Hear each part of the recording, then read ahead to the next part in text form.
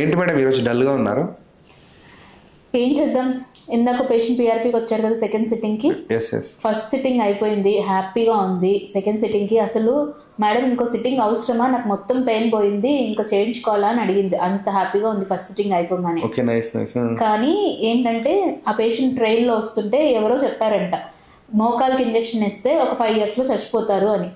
ఉన్న మీనింగ్ ఉందో చెప్పండి?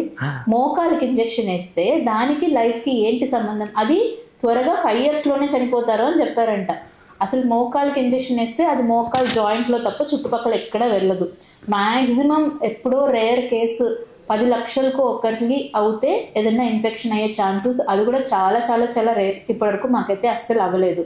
అది కూడా ఎసెప్టిక్ కండిషన్స్లో, ఆపరేషన్ థియేటర్లో కాకుండా బయట తెలియని వాళ్ళు ఇంజెక్షన్ వేస్తే, స్టిరాయిడ్ ఇంజెక్షన్స్ వేస్తే అలాంటి వాటికి ఇన్ఫెక్షన్ అయ్యే ఛాన్సెస్ ఉంటాయి. ఇంత స్టెరైల్గా అసెప్టిక్గా ఆపరేషన్ థియేటర్లో చేసి అండ్ అండర్ అల్ట్రాసౌండ్ గైడెన్స్ అంటే ఇమేజ్ గైడెన్స్తో చేసి ఇంత నీట్గా స్టెరైల్గా చేస్తుంటే అసలు ఇన్ఫెక్షన్స్ కూడా అవ్వవు పిఆర్పీతో.